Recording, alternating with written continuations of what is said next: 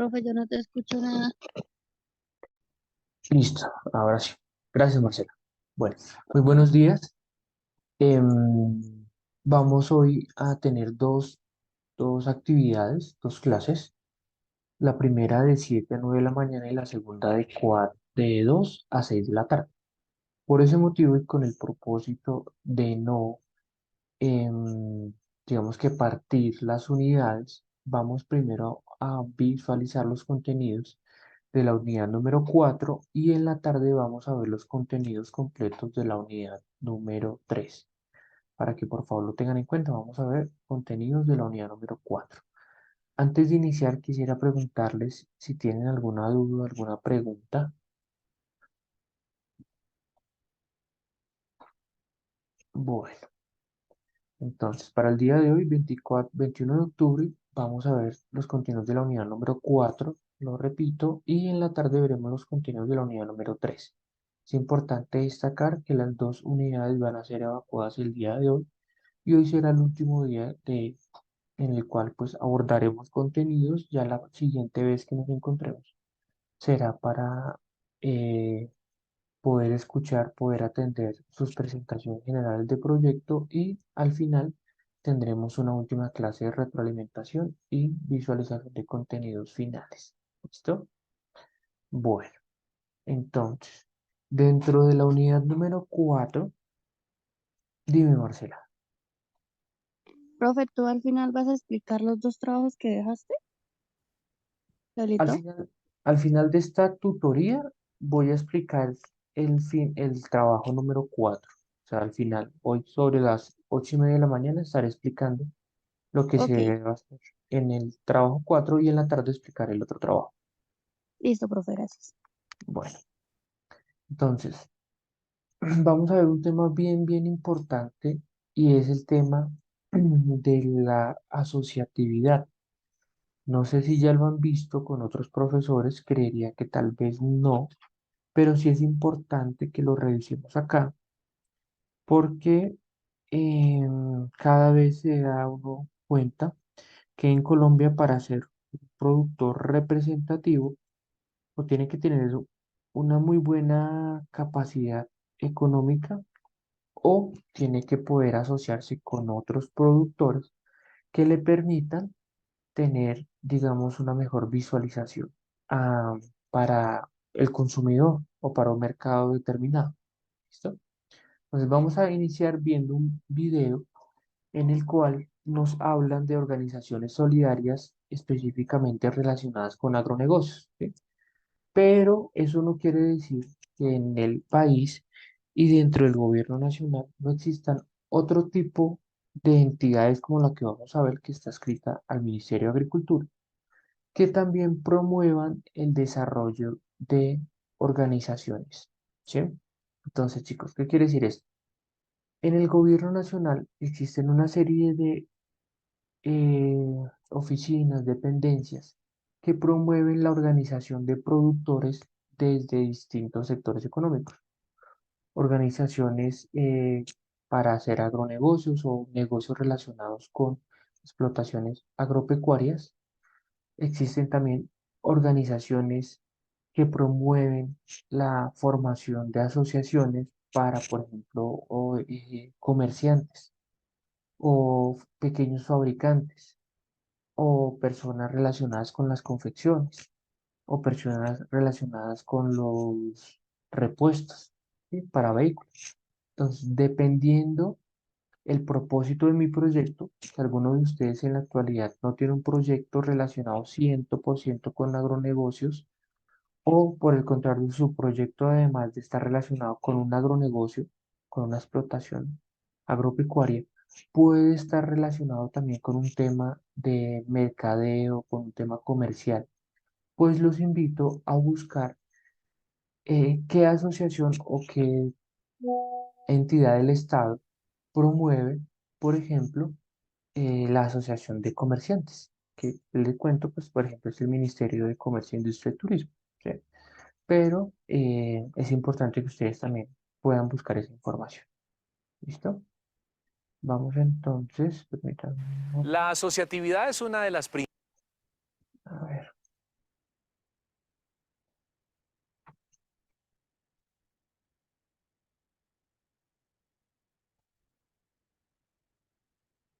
Entonces, vamos a ver este video.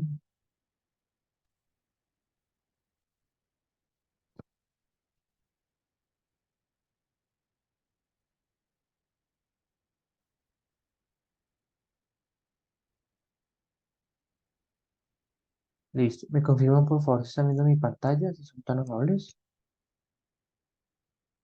El video. Sí, profe, señor. Gracias.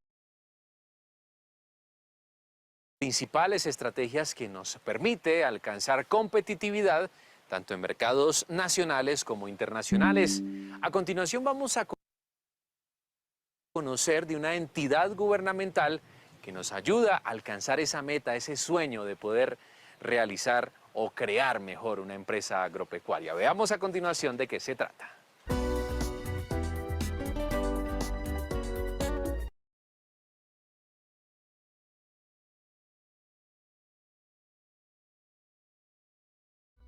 Bajo la premisa de que cuando nos unimos somos mucho más fuertes y competitivos, logrando fundamentalmente una mayor capacidad en pro de la gestión de los propios derechos, en este caso como campesinos, el gobierno nacional creó desde hace 88 años, es decir, desde 1931, una entidad que para muchos no es muy conocida, pero que desde su misión busca fortalecer la economía por gestión compartida. Se trata de la Unidad Administrativa Especial de Organizaciones Solidarias. La economía solidaria reconoce tres tipos de empresas: cooperativas, asociaciones mutuales y fondos de empleados. Y estas empresas, como tienen un manejo especial tributario, sus excedentes son reinvertidos en la comunidad. El objetivo es promover la creación y formalización de empresas que dinamicen las economías locales, integrando tanto a los pequeños como a los medianos productores agropecuarios, quienes se capacitan además en la creación de planes, programas y proyectos que benefician a sus propias comunidades. Es mucho más fácil para el Estado atenderlos, porque cuando yo sé que tengo que atender campesinos individuales en una región, pues no sé ni siquiera cómo hacer para la atención. Pero cuando tengo que atender una cooperativa que representa 30, 40, 50 familias, pues es mucho más fácil llegar con un proyecto, poder acceder a créditos bancarios o a la oferta institucional de la Agencia de Desarrollo Rural, del Ministerio de Agricultura, si es un tema de cultura, Ministerio de Cultura, si necesita acompañamiento en temas de comercio o tiene una variedad de productos que ya cree que los puede exportar, con el Ministerio de Comercio para ayudarlos a que exporten su producto. No en vano y según cifras oficiales, en la actualidad centenares de pequeños productores de todo el país logran mediante la economía solidaria un pago de 10.000 millones de pesos mensuales por sus productos, eliminando la figura de los intermediarios. Ya en el Congreso hace tránsito un proyecto de ley que busca que las organizaciones de campesinos sean los que directamente provean los productos agropecuarios requeridos por entidades como el INPEC, el Instituto Colombiano de Bienestar Familiar y el Plan Nacional de Alimentación Escolar. A la estrategia se le denomina como de compras locales. Tenemos alrededor de 600 cooperativas y asociaciones campesinas, tenemos alrededor de unas 12.000. En el acuerdo del posconflicto se habla de una reforma rural integral. Es decir, nuevamente que el país voltee los ojos hacia el campo. Nosotros lo que buscamos con ellos es poderlos unir para que sean fuertes, para que sean competitivos. Así la función de este equipo interdisciplinar es que el campesino aproveche su conocimiento en producción y se arriesgue a crear empresa. Cada campesino produce casi que el pancojero, o sea, yo produzco mi comida, tengo 2 matas de plátano, tengo unas cebollitas sembradas, y eso lo que hago es produzco para mi comida y me queda un excedente pequeño que casi que lo tiene que regalar o utilizar una especie de trueque para poderlo cambiar por otros elementos que no tenga y tratar de subsistir. Nosotros buscamos comunidades como esas y unimos un grupo significativo de personas, mínimo 20, para que puedan conformar una cooperativa. Y los excedentes de cada uno de ellos, pues va a ser un número que va a ser interesante para un tendero, para un almacén, para que lo pueda comprar y puedan buscar o lograr mejores precios. Buscamos conformar con ellos una empresa de economía solidaria que les pertenece a ellos, que va a ser manejada por ellos, va a ser administrada por ellos y vamos a hacer lo que ellos quieren hacer. Si tienen un cultivo de café, buscamos quiénes son las personas adecuadas que los puedan a mejorar las prácticas que realizan para que su café sea competitivo y no les compren por pesar, sino por la calidad de sus productos. Tomar la decisión exige enfrentar algunos mitos y dejar de lado algunas actitudes egoístas, dando importancia a valores y principios como la honestidad. Muchas veces la gente cree que si yo me meto a una cooperativa o a una mutual, tengo que entregar toda la cooperativa y se benefician todos si yo soy el que trabajo. No, se benefician de acuerdo a sus capacidades. Si yo tengo 2 hectáreas y soy muy juicioso produciendo, pues obviamente yo voy a recibir más que el que tiene media hectárea y casi no trabaja. Pero esa plata que aportan crece en patrimonio de una empresa que es de ellos. Que con ese patrimonio, cuando tengan un capital importante en un banco, ellos pueden acceder a esos recursos a través de vía crédito y que ellos son los que definen las reglas del juego. Ellos van a decir, venga, ya tenemos una plata y doña Marta tuvo un problema porque una plaga le acabó con todos sus cultivos, acude a la cooperativa que es de ella y dice, necesito plata prestada. Obviamente se la van a prestar porque ella es dueña de la empresa, ellos son los que van a definir por qué se la prestan, cuánto le prestan y cómo hacen para proteger esos recursos. Las mismas organizaciones solidarias son las que establecen su propio reglamento y todo participante tiene derecho a su voz y voto. La entidad, que gestiona también asistencia técnica, se desplaza a cualquier lugar del país.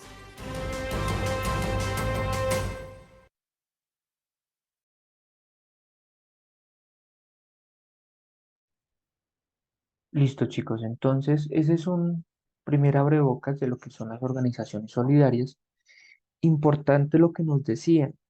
Si en determinado momento nosotros hacemos parte de esa agricultura familiar en la cual los excedentes de producción son muy pequeños, pues hacer parte de una organización, de una mutual, puede ser muy, muy importante para pues hacernos visibles para el mundo y sobre todo hacernos visibles para un mercado en el cual no hemos podido ingresar y podemos recibir buenos dividendos o buenos recursos. Existen la empresa privada hoy en día, eh, por ejemplo, les coloco el caso de Hora Sports.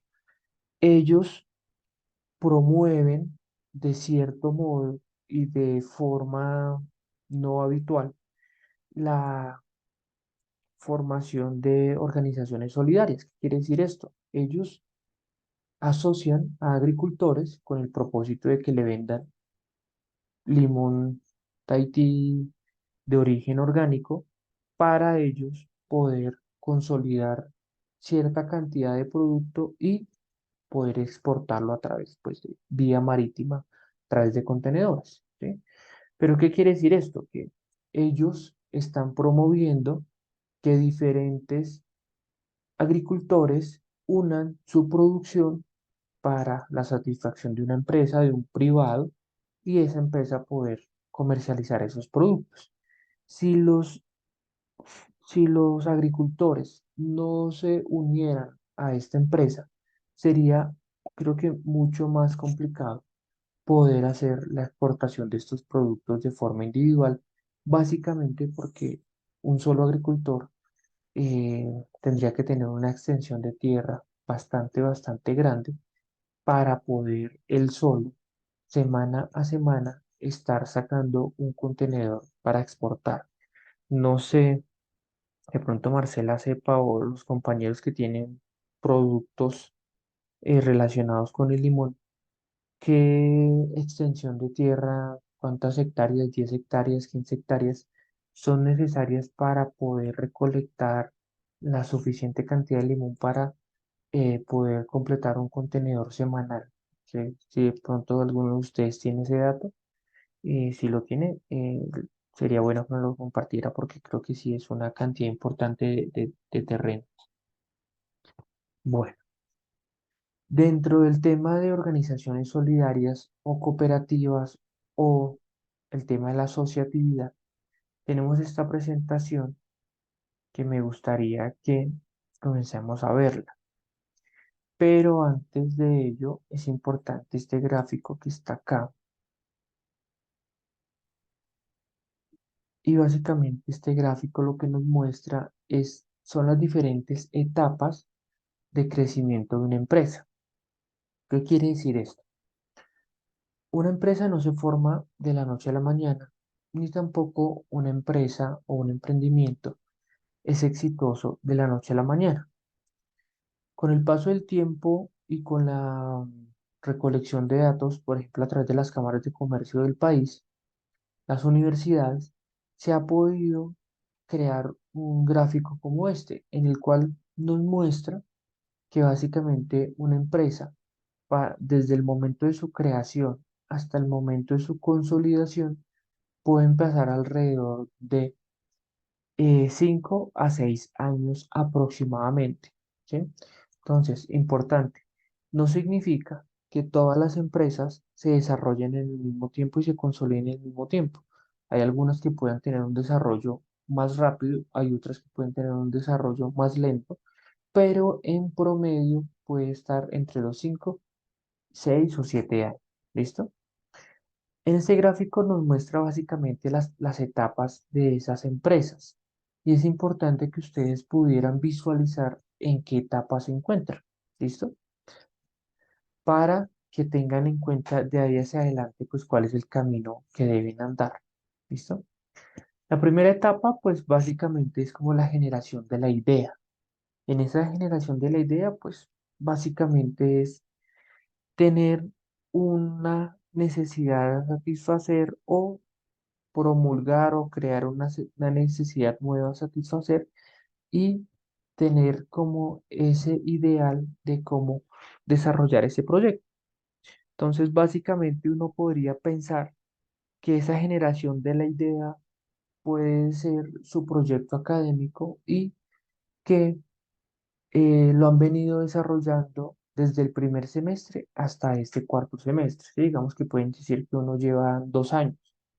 Para aquellas personas que ya de pronto están en fase productiva, o sea, que ya están obteniendo un beneficio económico, un rédito de ese proyecto, uno puede pensar pues que ya ha sido menos el tiempo. Para aquellos que todavía están en fase de tenerlo sencillamente en un documento escrito, pues todavía estamos en la etapa de generación de la idea. ¿Listo? Importante que puedan ustedes ya tener definido hacia dónde van con la compañía, ¿sí?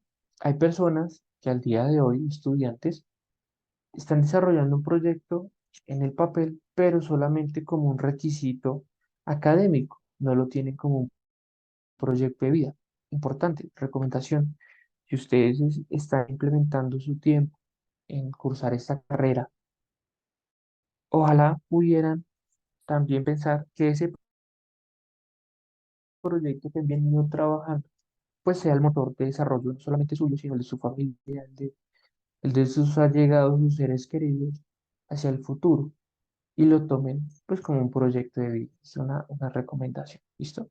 Entonces, después de tener la idea, de tener como una misión, una visión clara de hacia dónde quiero llegar, de tener claro cuál es el producto que quiero vender, de tener clara pues, cómo lo voy a elaborar o cuál es el servicio que voy a prestar.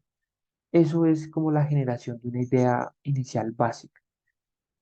Esa idea de generación básica, pues naturalmente necesita una serie de elementos para luego hacer el nacimiento de la empresa. Y es básicamente lo que han visto ustedes en el trasegar de estos 4 semestres en la universidad, en donde no solamente han visto cómo formar esa idea, sino también han visto el tema de los costos, por ejemplo, el tema de lo que necesitan, recursos humanos, tema de publicidad, algo de mercadeo, ¿sí? Todo lo que estamos viendo en este momento, y no solamente en esta, sino en las otras asignaturas. La segunda etapa, que se puede dar generalmente después de un año de tener la idea ya generada, consolidada, muy bien estructurada, es algo que se llama el nacimiento de la empresa. Y ahí es donde ustedes se pueden catalogar como emprendedores. Entonces, en ese nacimiento de la empresa, pues básicamente consta de que yo me registro ante una cámara de comercio, ya sea como una persona natural o como una sociedad, me registro ante la DIAN, ¿sí? Como que de manera formal organizo mi empresa y adicionalmente de manera formal comienzo a tener una producción constante de mi producto, ¿sí? Cualquiera que sea. Entonces, importante, en ese nacimiento de la empresa aunque tenemos una producción constante del producto, la producción es baja, es escasa, ¿sí? Porque al principio pues tenemos el miedo o tenemos también la imposibilidad de hacer inversiones grandes.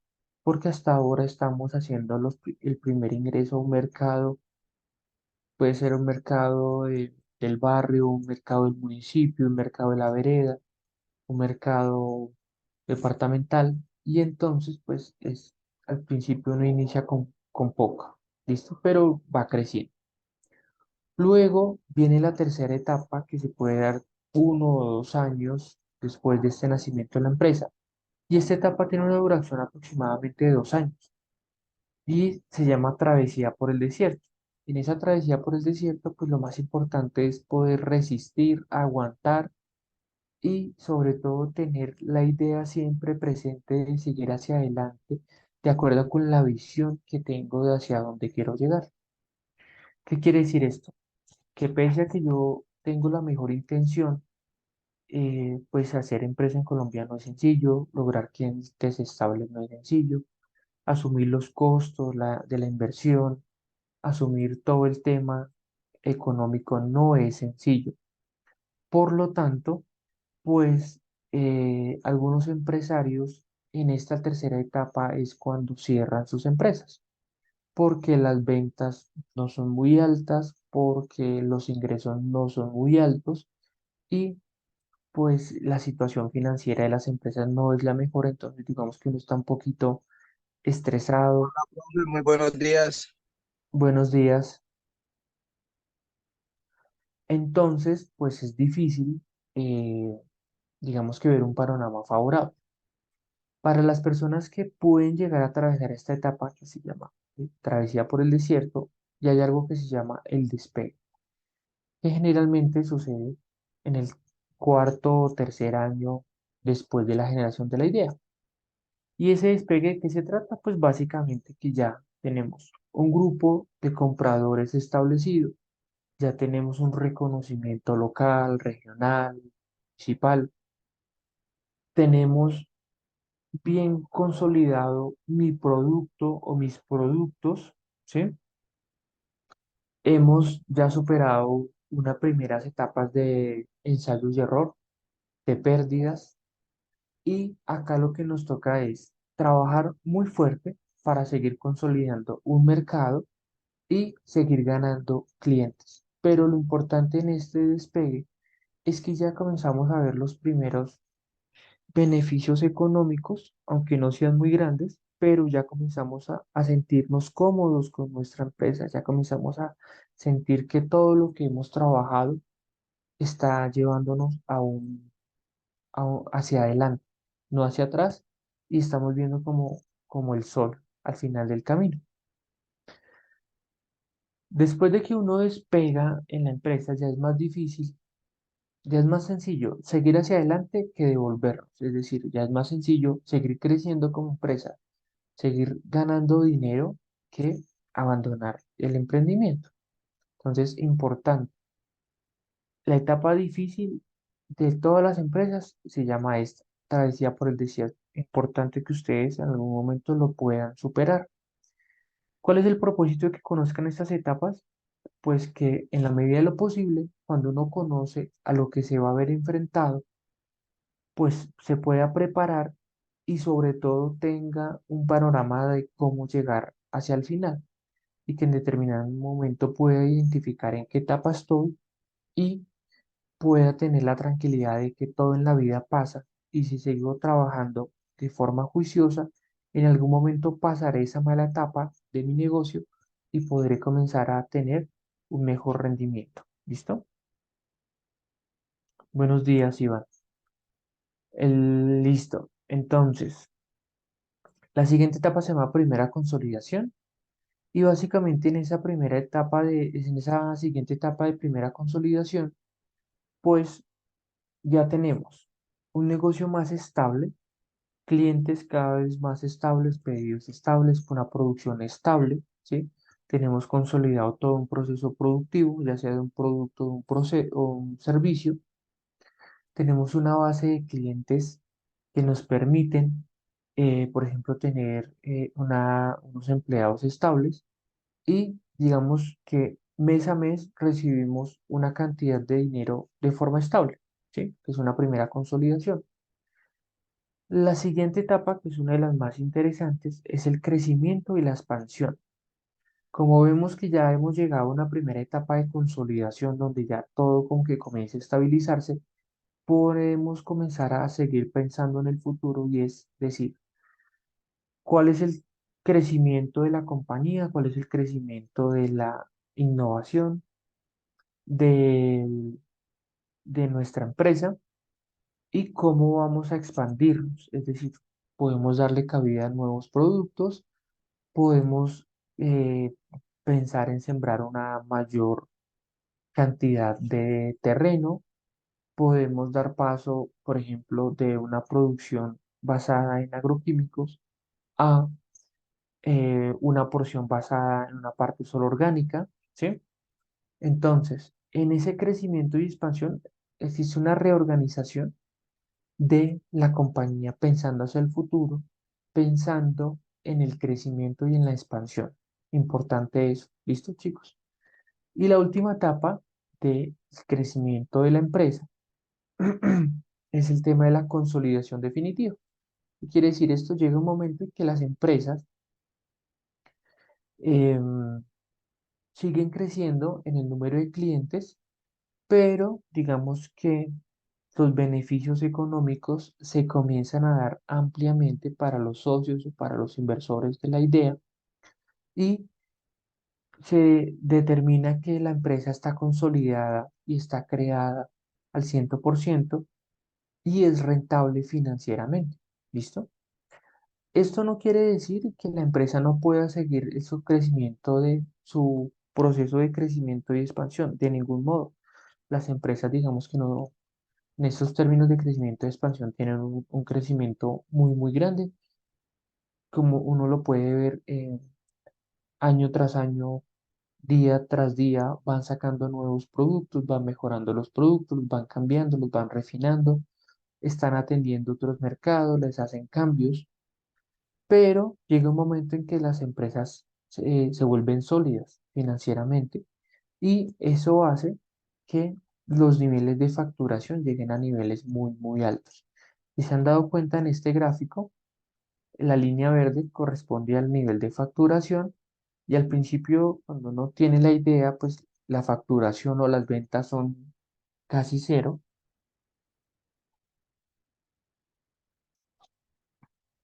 Y con el paso del tiempo, pues esas ventas van creciendo hasta cuando ya se vuelven casi estables o de crecimiento nulo. La única forma de seguir creciendo la facturación es o llegar a nuevos mercados a través del proceso de la exportación o incluir nuevos productos dentro del portafolio de mi compañía o del portafolio de servicios de mi compañía. ¿Listo? Entonces, importante que lo tengan en cuenta. En la actualidad, ustedes probablemente solo piensan en un producto, pero hacia el futuro, cuando tengan una empresa consolidada, deben tener un portafolio más amplio de un solo producto. ¿Con qué propósito? Con el propósito de diversificar su empresa y consolidarla. ¿Listo? Bueno, este era el primer aspecto bueno, el segundo aspecto que les quería mostrar, hablando dentro del el tema de organizaciones solidarias o el tema de la asociatividad, y es que en la medida en que los empresarios conozcan cuál es el camino que deben andar, van a estar preparados para ese camino. Es como cuando uno se prepara para una carrera o para una salida, para una caminata ecológica. Si le dicen, hoy vamos a caminar 8 horas, pues usted sabe, tiene que llevar alimento, tiene que llevar agua, ¿sí? Tiene que estar preparado para esa. Ojalá hacer una preparación previa, salir a correr días antes, salir a caminar, aunque sea días antes, pues para que pueda su cuerpo estar habituado para hacer ese esfuerzo físico.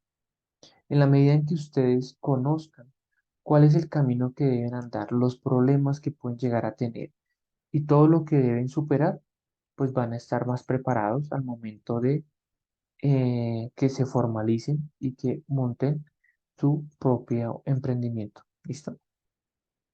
Bueno, dentro del tema de la asociatividad existe algo bien, bien importante y es el tema del empleo.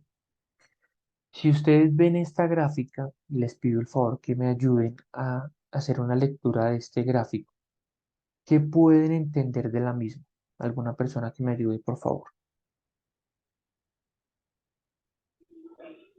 Pues para mí, profe, tengo que la microempresa es la que más genera empleo a nivel nacional, las más pymes. Correcto, muy bien, Iván, gracias. Entonces, si vemos este gráfico, se evidencia que esto es empleo formal, ¿listo? Aquí vamos a hablar de empleo formal. Lo que es empleo informal, pues ustedes saben que digamos, todos necesitamos percibir dinero, o bueno, eh, lo que se consideran pues ya adultos que están por fuera de sus casas y que no dependen de sus padres, necesitan recibir diariamente ingresos económicos para llevar pues su vida. Entonces, todas las personas que no dependemos de otro, necesitamos un empleo, un ingreso. Entonces, existe el ingreso a través de la formalidad y el ingreso a través de la informalidad. En la actualidad se habla que más del 50% de los ingresos de los hogares en Colombia provienen de la informalidad. O sea, tenemos muchos, lastimosamente, muchas personas que trabajan en la informalidad y no pueden acceder a todos los beneficios en temas de cobertura en salud, el tema de aportar a una pensión que sí pueden recibir las personas que están dentro de la formalidad. Esperemos que esos porcentajes de informalidad bajen y que más personas puedan hacer parte de la formalidad, porque realmente sí les permite tener mejores condiciones tanto salariales como de bienestar, no solamente para el trabajador, sino para su familia. Entonces, dentro de la formalidad, dentro de ese 100% de la formalidad, existe que se ha evidenciado por parte del DANE que la mayor parte del empleo, como dice Iván, lo promueven las microempresas. Es decir, empresas que están conformadas entre 1 a 10 empleados. ¿Sí? O sea, es muy, muy pequeña la empresa, muy, muy pequeña la compañía, pero mire que dentro de la representatividad del empleo promueve más del 50% de los empleos en Colombia. Las grandes empresas, que son pocas, promueven cerca del 19 o 20% del empleo en Colombia. ¿Qué quiere decir esto? Que nuestra base empresarial está conformados por micro, pequeñas y medianas empresas y que cuando nosotros vamos a formar una empresa, pues vamos a comenzar en la base de la pirámide, que son las microempresas, y que generamos desarrollo para el país. Aunque mi empresa sea pequeña, no significa que no esté generando desarrollo, no solamente personal, sino para la comunidad o para las personas que hagan parte de la compañía y para el país. ¿Listo? Luego tenemos este otro gráfico que nos habla, a ver, este otro gráfico, mm, acá, así, que nos habla, a ver, digo, una persona que me ayude a interpretar este gráfico que dice número. ¿Qué significa este gráfico número?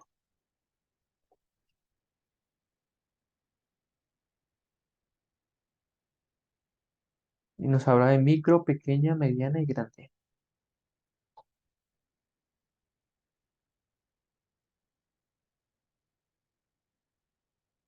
¿Alguien tiene alguna idea?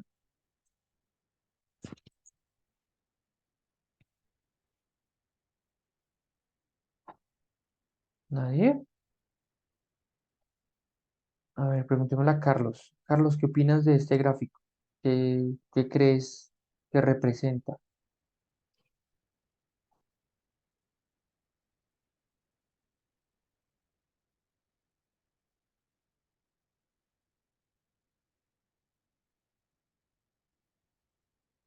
Carlos, ¿me escuchas?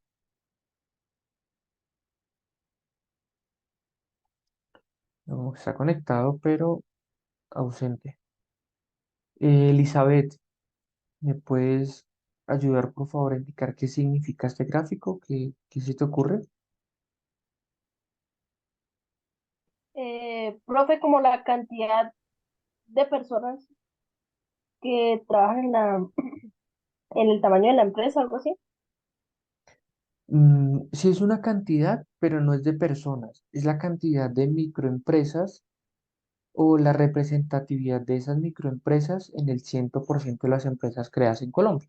Entonces, por ejemplo, si hay 1000 empresas en Colombia, legalmente constituidas ante la DIAN y la Cámara de Comercio, de esas 1000, el 96% son microempresas, ¿sí? Entonces, el 3% son pequeñas empresas, el 0,05% son medianas empresas y el 0,13% son grandes empresas. Entonces, démonos cuenta que en Colombia más del 95% de las empresas creadas y legalmente constituidas son microempresas y que esas microempresas generan el 51, bueno, más del 50% del empleo, pero que las grandes empresas, que son el 0,13%, generan el casi el 20% del empleo en Colombia. Entonces, aunque las microempresas generen más o menos el 51% del empleo en Colombia, resultan ser el 96% de las empresas creadas. ¿Qué quiere decir esto? Que aunque tenemos una gran base importante de microempresas creadas, son empresas de muy pequeño tamaño que muy difícilmente pasan a ser empresas pequeñas, o sea, pasan al siguiente escalón. Es decir, que si volvemos al gráfico de acá, las microempresas se quedan en este espacio del crecimiento y expansión o la primera consolidación. Es decir, que para una microempresa en Colombia en la actualidad es muy difícil llevar a cabo procesos de crecimiento y expansión que les permitan pasar de microempresas a pequeñas empresas, luego a medianas y luego a grandes. Es muy, muy complicado, ¿sí? Por eso es que toma mucha importancia o relevancia el tema de la asociatividad. Y no solamente el tema de la asociatividad como pequeños productores agropecuarios, sino también como microempresarios. En determinado momento, las microempresas no tienen la producción suficiente para atender mercados estables o mercados grandes. Por eso no pueden crecer. En la medida en que los microempresarios se asocian, pueden en determinado momento ganar representatividad para atender mercados mucho más importantes. ¿Listo? Y vamos a este último gráfico acá. ¿Quién me ayuda, por favor, a interpretar este gráfico? Se llama sectores. ¿Quién se le ocurre algo de lo que dice acá?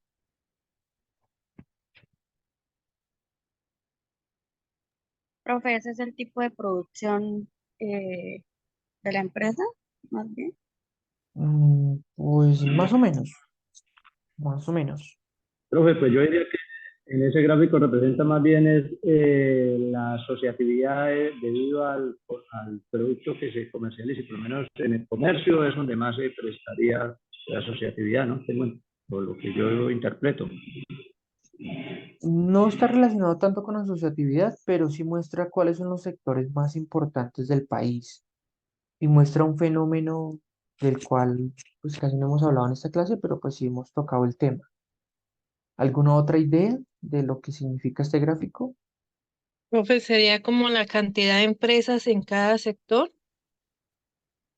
Sí, muy bien, correcto. ¿Quién habló? Luisa, profe. Ah, bien, muy bien. Mira, que la mayoría de las empresas, micro, pequeña, mediana o gran empresa, la mayoría se agrupadas en el sector comercial. ¿Qué significa que se encuentran agrupadas en el sector comercial? Pues que básicamente venden o distribuyen productos que han sido elaborados o fabricados por otra persona, ¿sí? Si ustedes miran ese sector comercial representa más del 55%. Si ustedes miran la parte de la industria, sencillamente sobrepasa el 10% y el tema de prestación de servicios equivale más o menos al 32%. Dentro de este grupo, ¿alguno de ustedes tiene algún proyecto de prestación de servicios que me recuerde cuál es?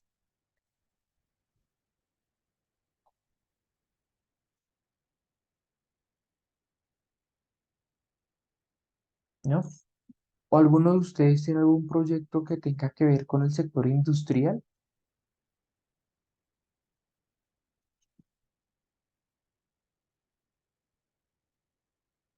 ¿No?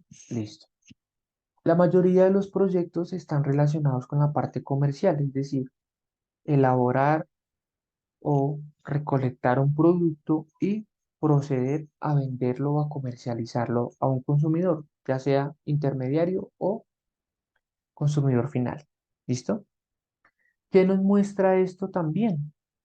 Si nosotros solo tenemos una industria del, digamos, el 11%, pero tenemos un comercio del 55%, ¿de dónde sale esa cantidad tan grande de productos que se comercializan si solo la industria es del 11%?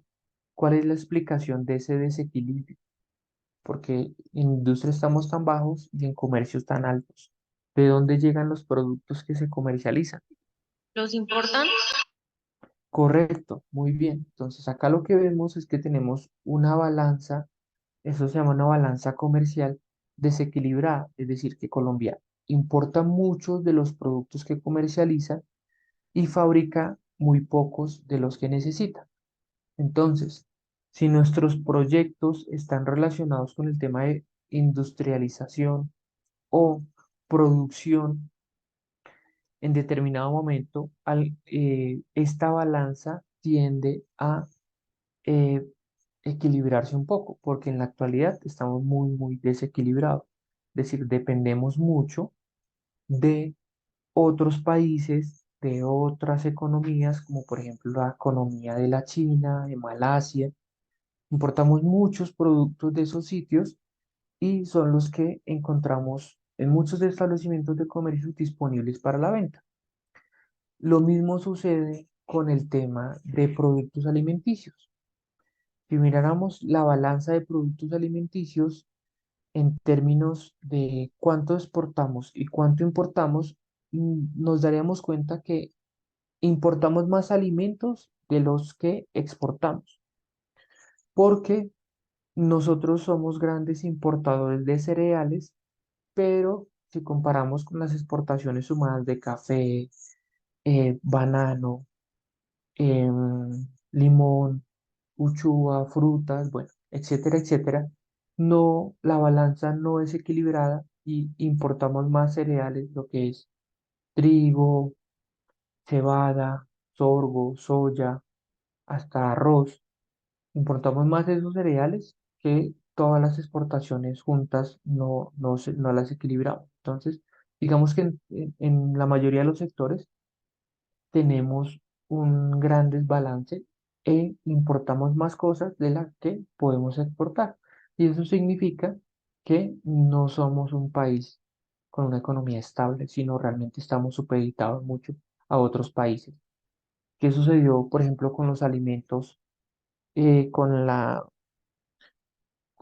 con el costo de los alimentos para cerdos o para pollos, por ejemplo, que debido a la guerra en Ucrania y a la escasez de algunos cereales, pues esos alimentos subieron de precio, teniendo en consideración que nosotros no producimos las materias primas, las importamos y aunque producimos los alimentos procesados, pues si las materias primas no son producidas en Colombia, pues estamos em, supeditados al alza, por ejemplo, del precio del dólar. Entonces, eso es uno de los fenómenos que es importante tener en cuenta. ¿Listo? Bueno, seguimos acá en el tema de la asociatividad y vamos a ver un corto video de que nos habla un poquito más de la asociatividad. ¿Listo? Vamos entonces. Para las personas que se conectaron tarde a clase, estamos viendo la unidad número 4, que tengo proyectado un tiempo disponible para verla en 2 horas. Y en las horas de la tarde nos vamos a devolver y vamos a ver la unidad número 3. ¿Listo? Para que lo tengan presente. Entonces, dentro de la asociatividad hay 10 factores que son muy importantes, que son 10 factores claves para tener en consideración para uno asociarse.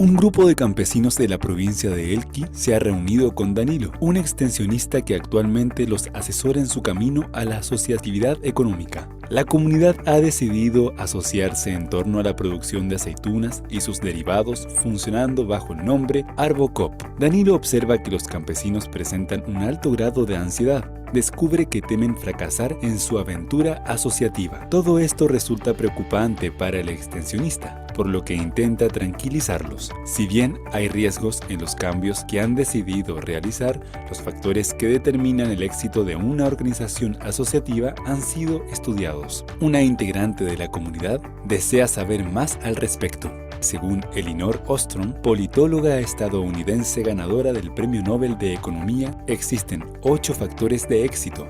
Hay claros límites de quienes pueden utilizar los beneficios y tomar parte en las decisiones de la empresa. Existe coherencia entre las reglas y las condiciones locales. Las reglas que organizan a la empresa hacen sentido para el lugar específico donde son aplicadas. Toman en cuenta necesidades ecológicas, económicas y sociales. Hay arreglos de elección colectiva. Los socios pueden participar en la modificación de las reglas que rigen a la empresa. Es más probable que la gente las siga si participan en su creación. Existen acciones de supervisión. La empresa debe ser activamente monitoreada por supervisores que respondan a la organización. Hay sanciones graduadas y proporcionales para quienes violen las reglas. Las EAC, que mejor funcionan, no vetan a quienes rompen con el reglamento, pues esto crea resentimiento, pero sí tienen algún sistema de advertencia y multas. Existen mecanismos para la resolución de conflictos. Los integrantes de la organización tienen acceso rápido a instancias locales para resolver conflictos internos. Hay un reconocimiento mínimo de derechos de organización. Crear reglas propias no tendría ningún valor si éstas no fuesen reconocidas por autoridades gubernamentales externas. Las organizaciones asociativas funcionan mejor cuando se encuentran anidadas dentro de redes mayores. Algunos casos pueden manejarse a nivel local, pero otras podrían requerir una cooperación más amplia a nivel regional. Habiendo escuchado estos factores de éxito, los campesinos parecen más tranquilos. Es cierto, tienen un gran desafío por delante. Deben luchar por poner en marcha sus operaciones y constituirse formalmente, pero si actúan de forma organizada y con disciplina, no hay nada que pueda detenerlos.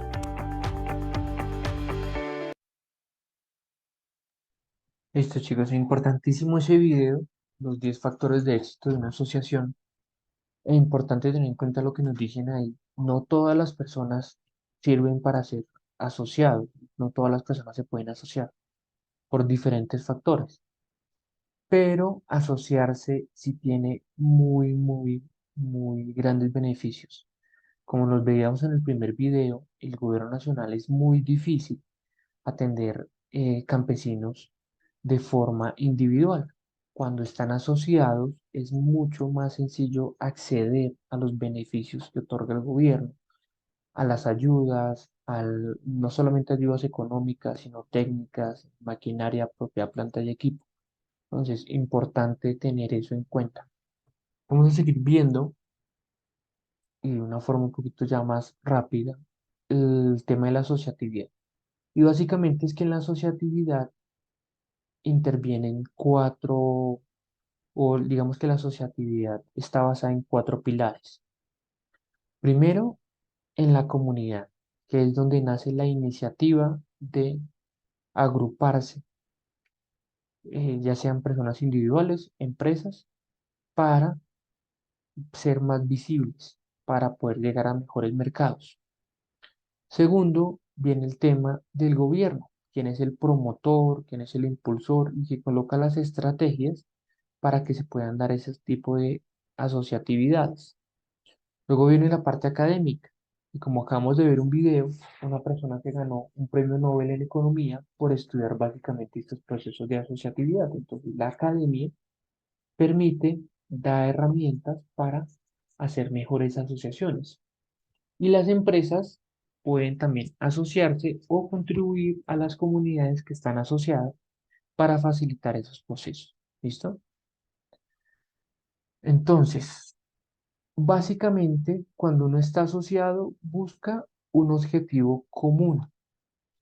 Entonces, ustedes en la actualidad, básicamente todos tienen objetivos individuales, hacen sus procesos de aprendizaje, sus actividades académicas buscando objetivos individuales. Con el paso del tiempo y con el paso de la vida, uno se comienza a dar cuenta que si tiene una pareja, puede lograr, por ejemplo, objetivos comunes con esa pareja. Si hace parte de una asociatividad, se suma a un objetivo común de esa asociatividad para que promulga por el desarrollo individual de las personas asociadas. ¿Qué quiere decir esto? Yo me hago parte de una asociación naturalmente para contribuir a la asociación, pero también para contribuir al desarrollo individual de los asociados. ¿Sí? Si una asociación solo está pensada para contribuir al desarrollo de la asociación y no para contribuir al desarrollo de sus asociados, pues es una asociación que no sirve. ¿Listo? Importante eso que tengan en cuenta. En el primer video nos decían, no porque yo haga parte de una asociación significa que eh, voy a recibir lo mismo de un productor que también hace parte de la asociación, pero es menos juicioso trabajando, es menos juicioso con sus actividades dentro de la finca, dentro de la unidad productiva.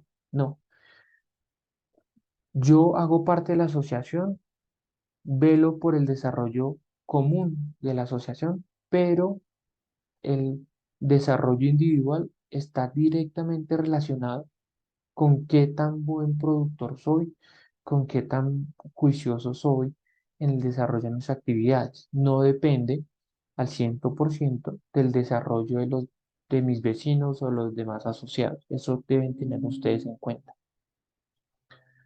¿Para qué? Bueno, voy a pasar acá. ¿Para qué son necesarias las asociaciones? Iván, cuéntame.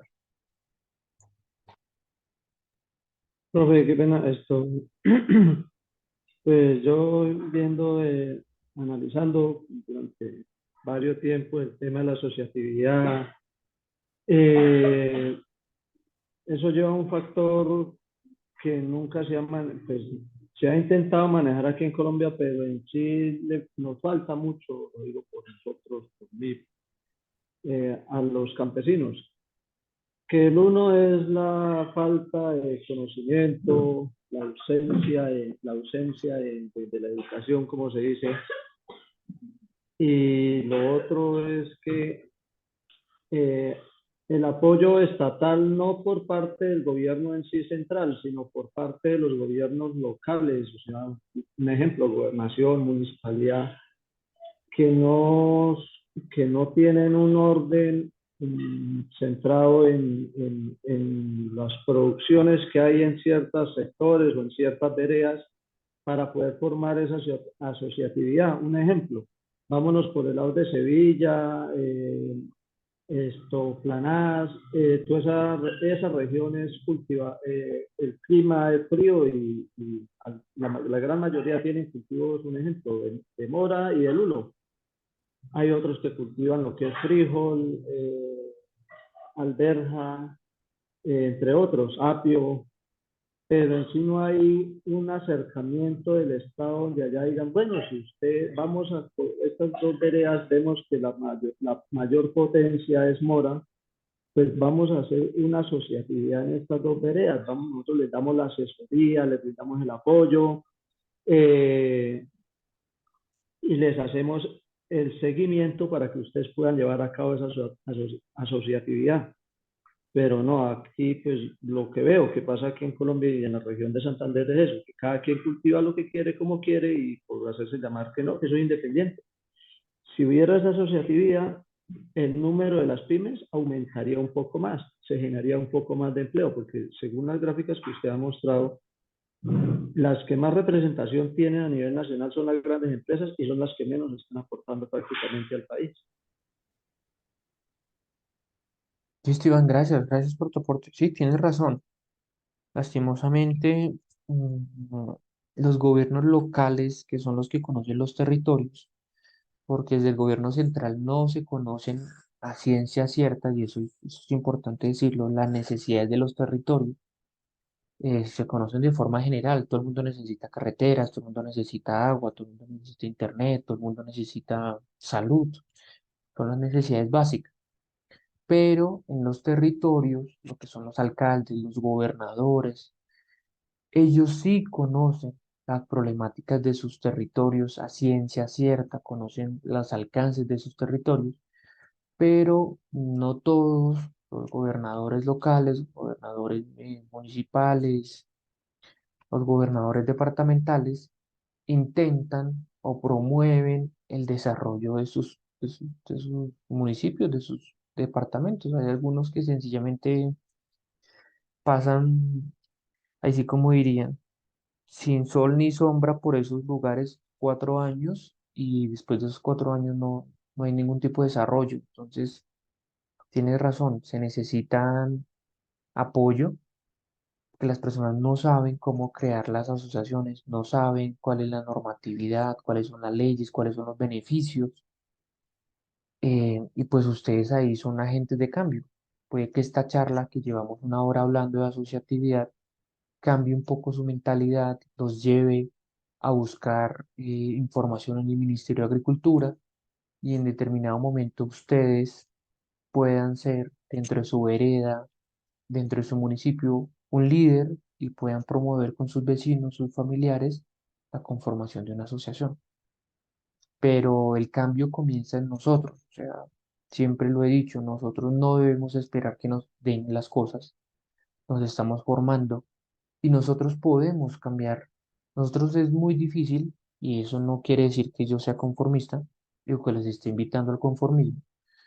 No, es muy difícil cambiar eh, la realidad de Colombia, la realidad del departamento de Santander, la realidad del departamento de Boyacá.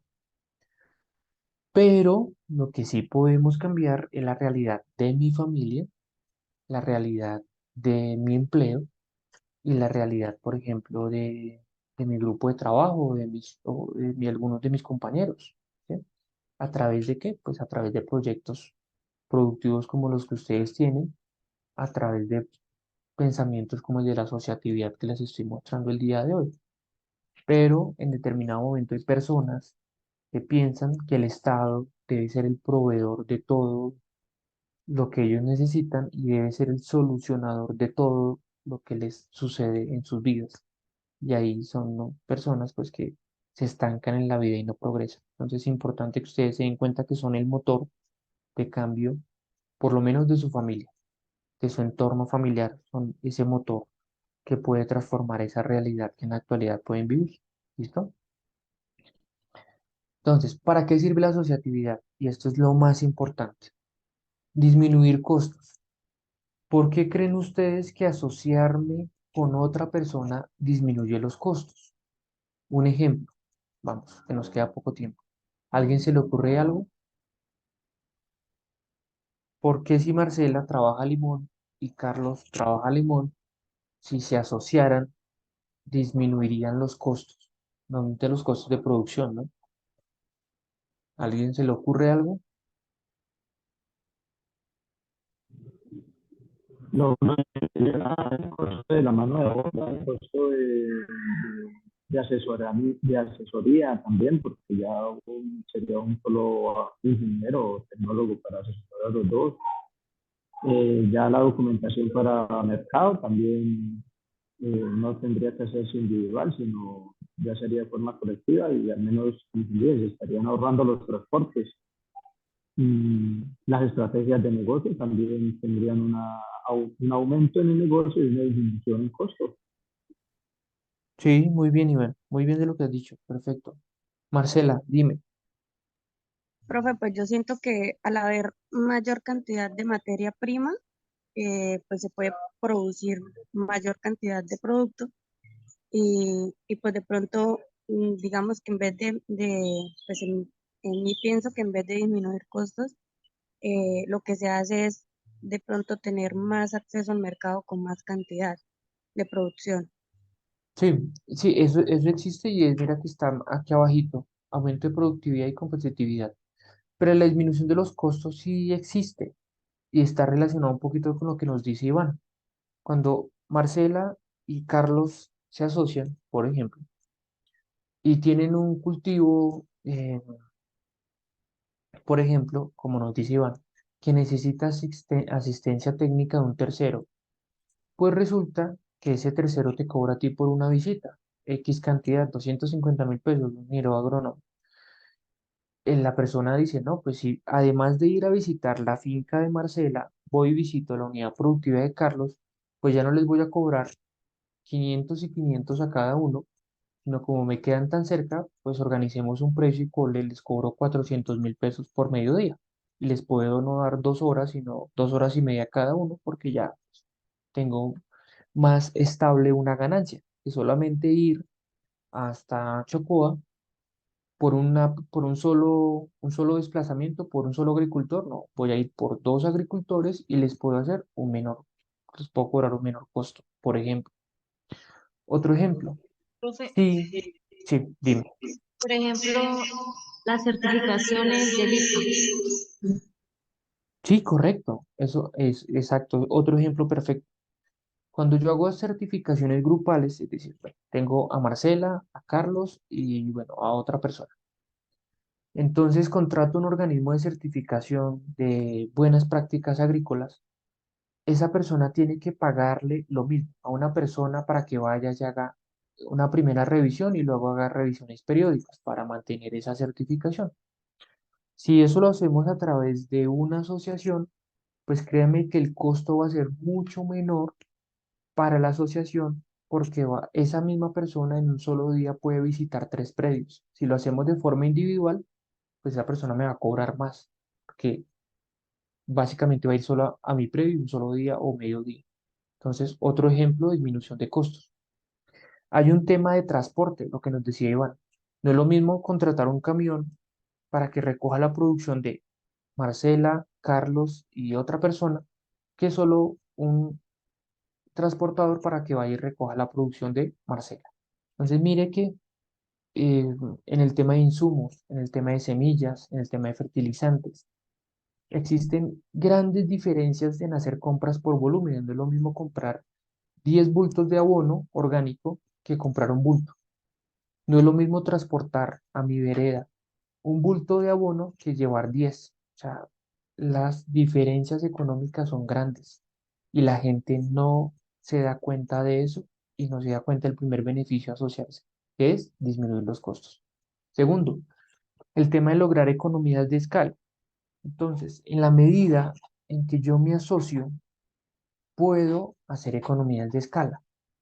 Si yo no me asocio con otras personas, pues básicamente tengo que comprar donde lo pueda comprar. ¿Qué quiere decir esto? Volvemos al tema del abono. Si Marcela no tiene, está sola, pues semanalmente o cada 2 semanas puede comprar 5 bultos de abono o 10 bultos de abono, por ejemplo. Un ejemplo. Entonces, como es una cantidad pequeña, pues los consume en la tienda agrícola del municipio de Girón o Lebrija. Por el contrario, si Marcela se asocia con otras personas, pues ya la cantidad de abono que necesitan al mes no, o a cada 15 días no son 10 bultos, sino pueden ser 50 bultos, pues ya no los vamos a comprar en la tienda agrícola del municipio, sino que me puedo ir a un distribuidor más grande o directamente me puedo ir al distribuidor o al fabricante de ese abono para saltarme la cadena de intermediación y conseguir un precio más asequible. Pero eso solo se logra si tengo necesidades más grandes. Y necesidades más grandes significan producciones más grandes. ¿Listo? Ojo. Y de unión, ¿no? Hace, señor. Y también de unión. Ah, sí, claro, esto parte de la unión. O sea, si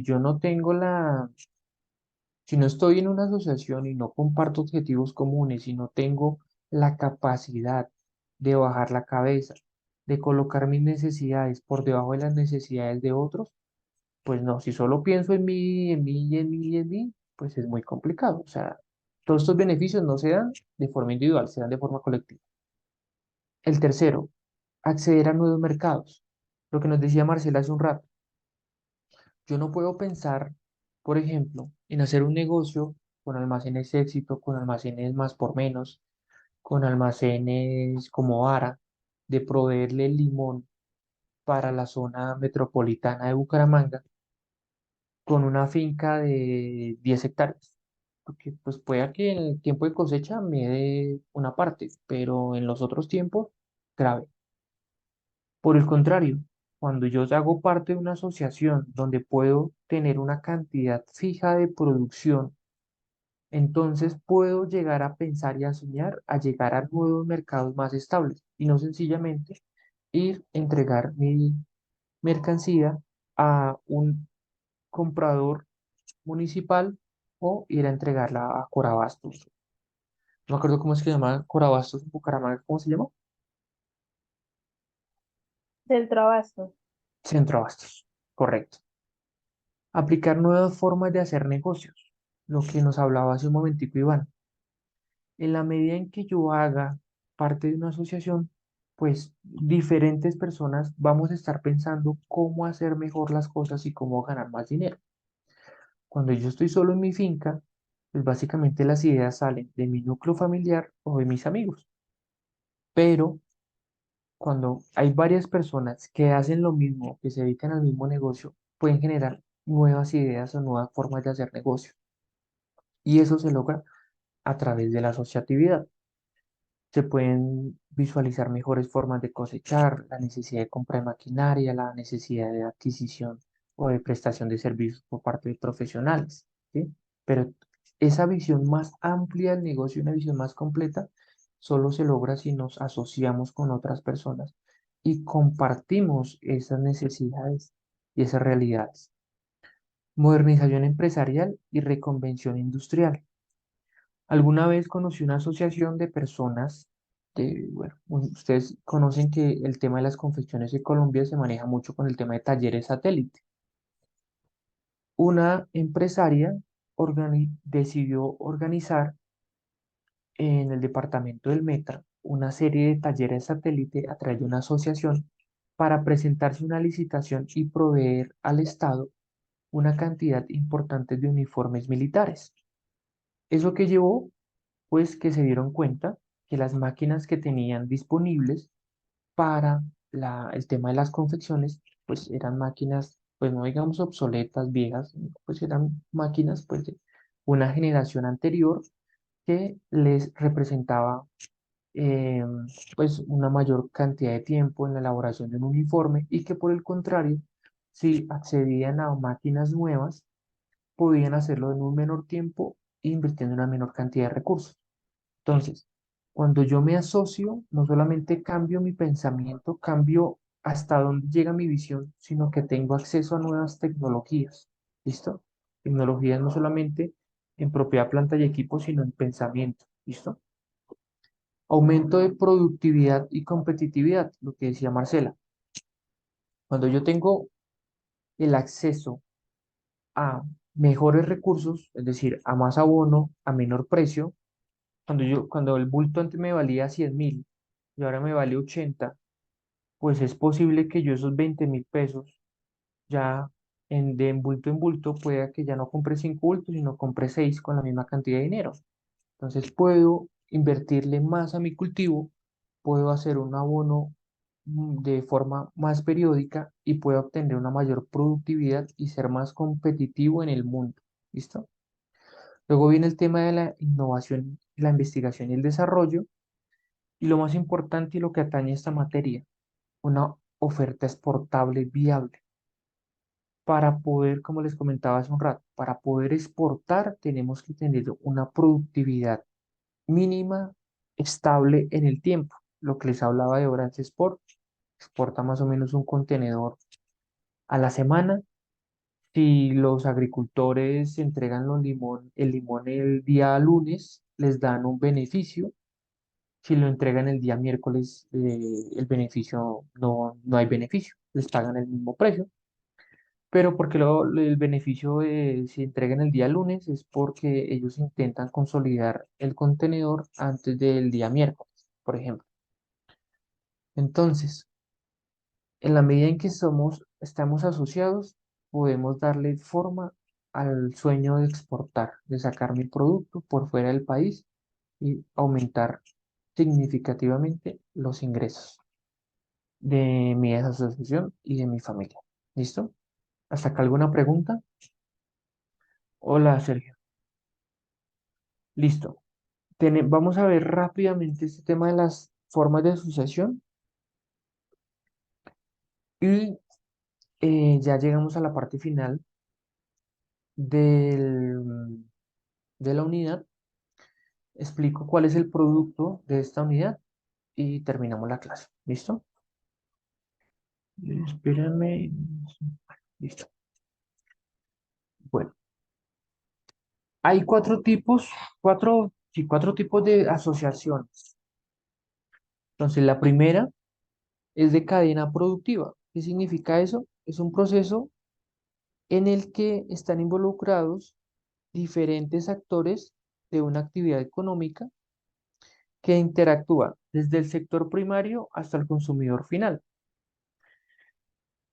en donde existe una concertación o una negociación entre actores públicos y privados.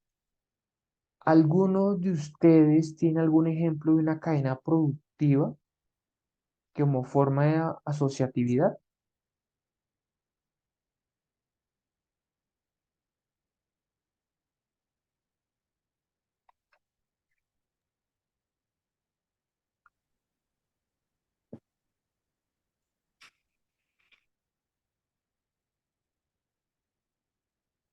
No, bueno, les voy a colocar un ejemplo. Por ejemplo, el tema de la producción de huevos, Colombia.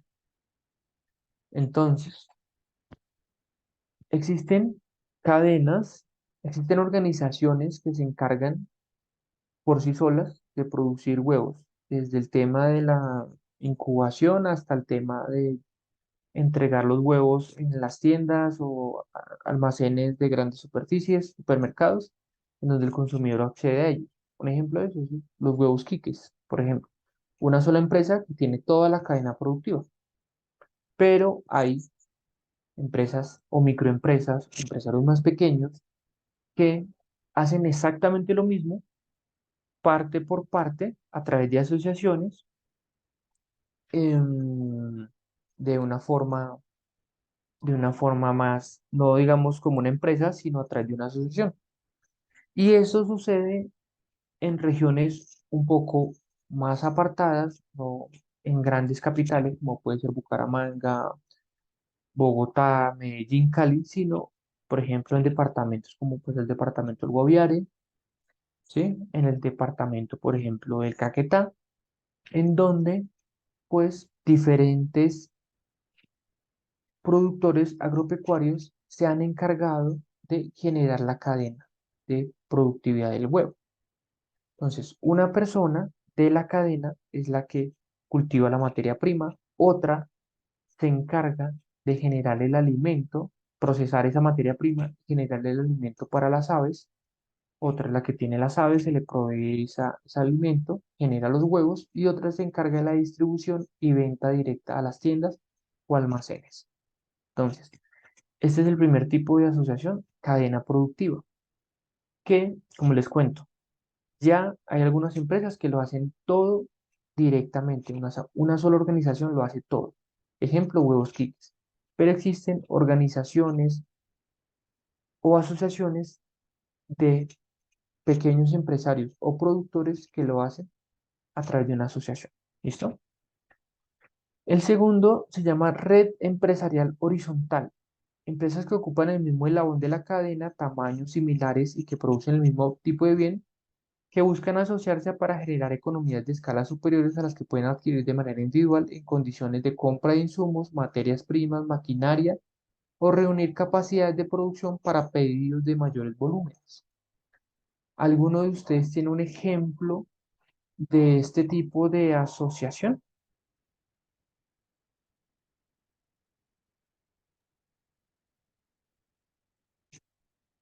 Bueno, pues este resulta ser el tipo de asociación más común, que es, por ejemplo, la que planteamos hace un momento de que Carlos y Marcela cultivan limón y Profe, deciden asociarse. Dime. ahí sería como decir nosotros, como ahorita que estamos como en el que saque el mejor limón entre nosotros y México, como para llevarlo a Estados Unidos y pelear, ¿sí me entiende? Como estamos ahorita, para poder exportar. Casi, Pues sí, pero no, porque resulta que tú lo dices, tú tienes una visión de país, o sea, es decir, Colombia versus México atienden el mercado de los Estados Unidos, pero tú le estás dando como una competencia. Y recuerda que cuando hablamos de asociación, no es una competencia entre dos personas o entre dos países, sino es la unión entre dos países para atender algo.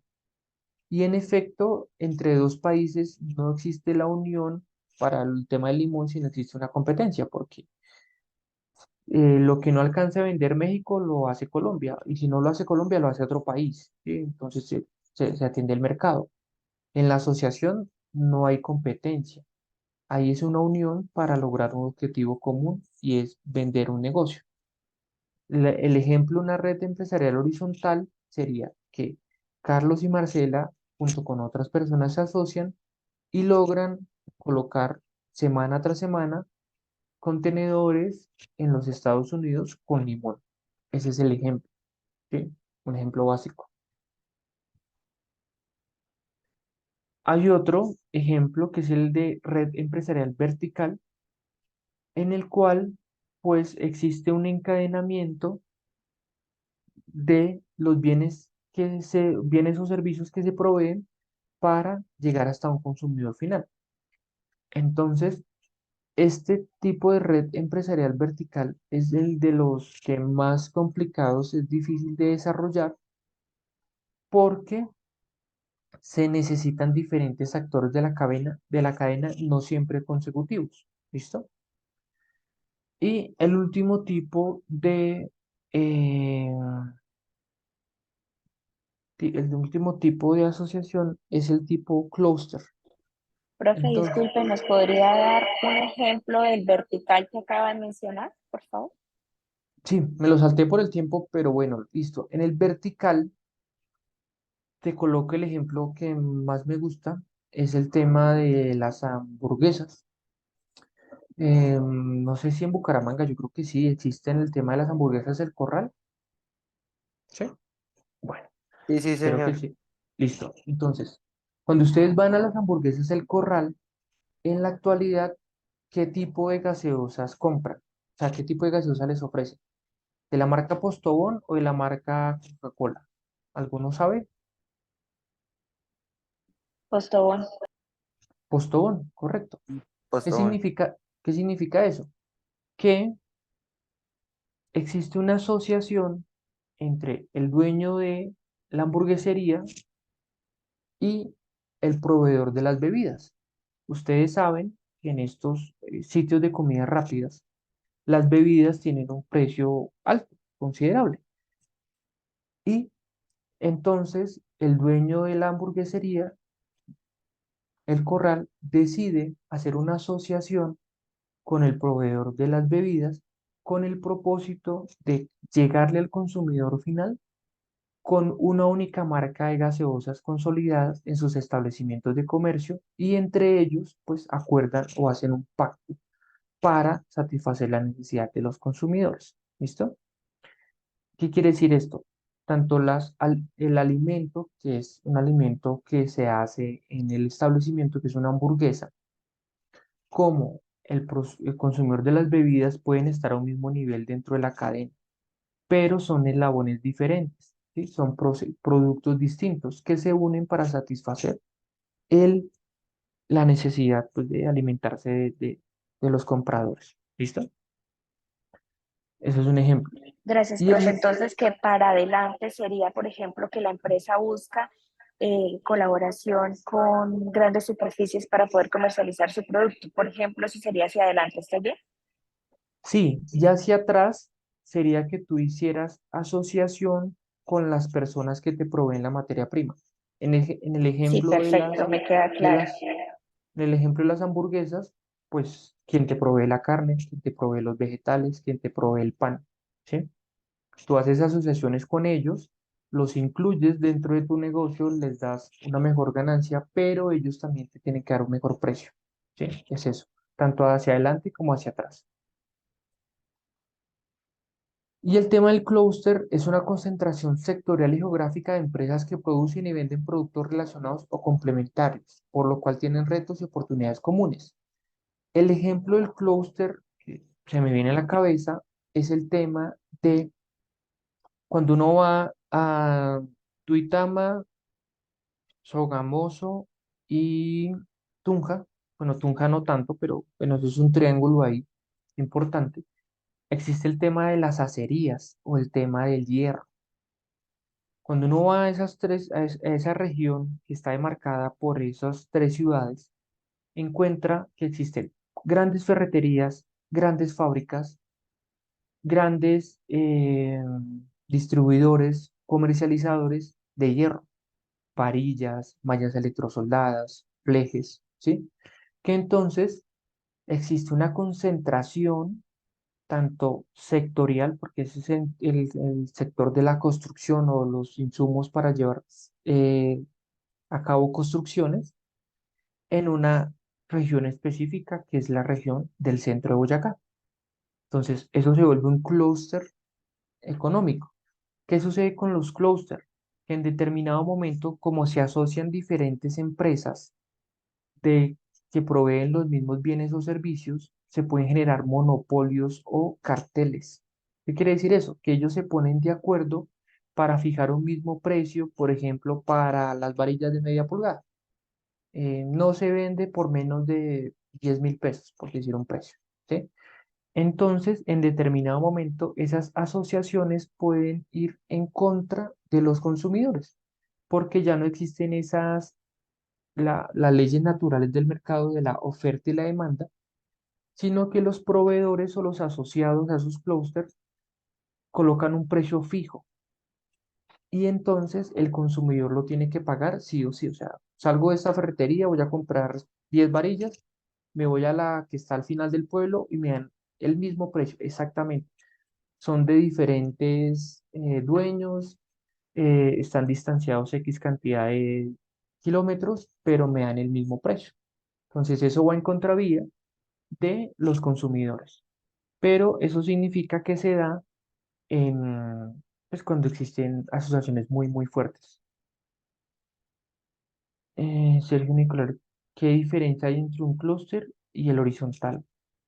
Pues la diferencia es que esto se trata de un sector grande, importante y importante lo que dice aquí, que tiene una concentración geográfica, ¿sí? Cuando hablamos de una red empresarial vertical, no necesariamente todas las empresas están geográficamente ubicadas en el mismo espacio y no todas las empresas pertenecen al mismo sector. Lo que hablábamos el de las hamburguesas. Una cosa es el sector de bebidas y otra cosa el sector de los alimentos. Pero aquí están relacionados verticalmente para una empresa de venta de hamburguesas o un local comercial de venta de hamburguesas. Los clústeres están relacionados al mismo sector en una misma posición geográfica. ¿Listo? Listo, chicos. Aquí hay otros aquí esta presentación es muy interesante. Hay mucha más información de la asociatividad, pero por el tema del tiempo ya no podemos seguir tocando este tema.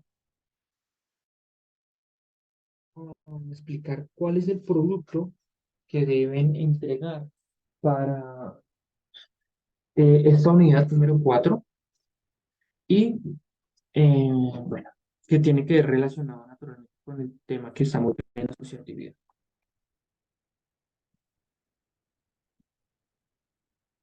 Bueno, el producto número 4 que tienen que entregar es una sábana Canvas.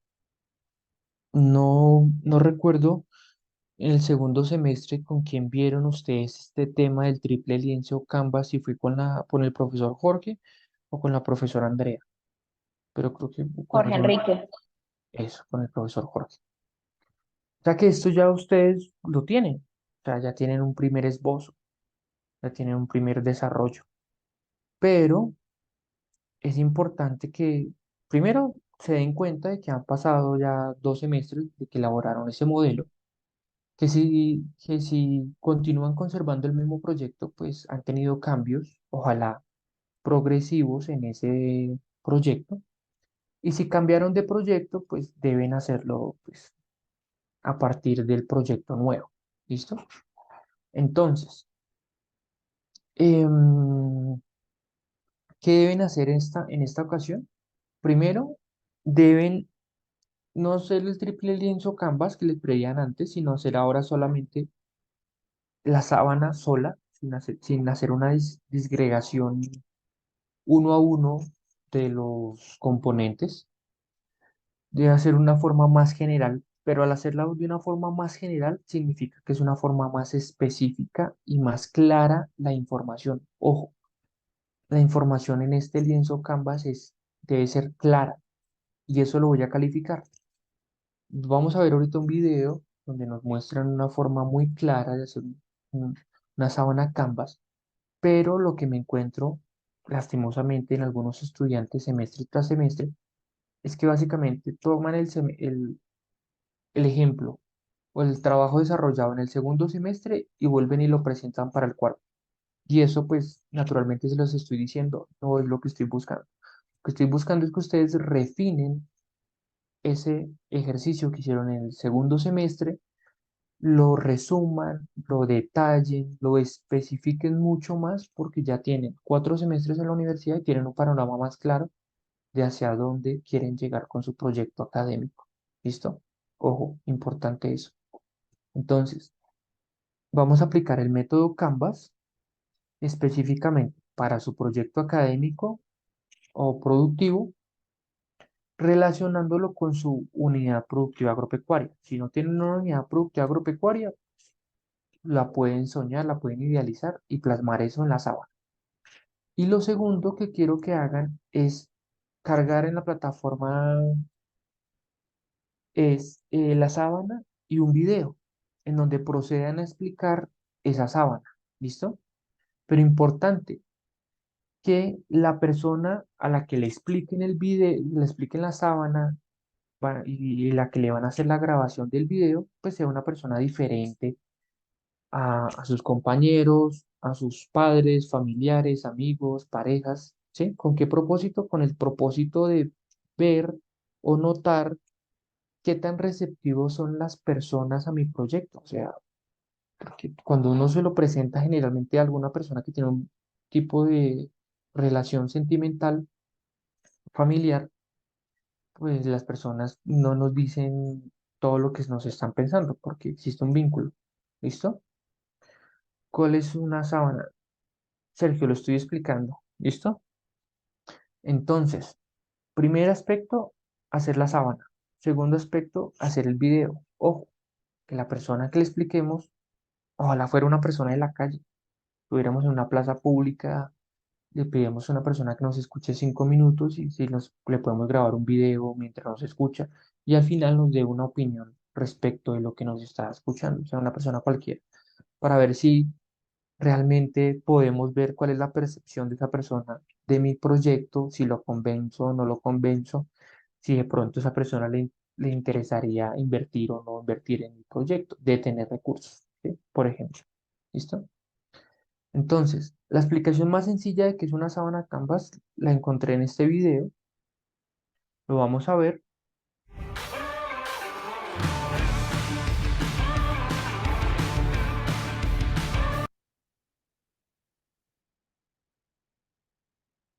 Bienvenidos a un vídeo más. En esta ocasión vamos a explicar qué es el modelo Canvas y cómo podemos diseñar un plan de negocio en 5 minutos. ¡Comenzamos!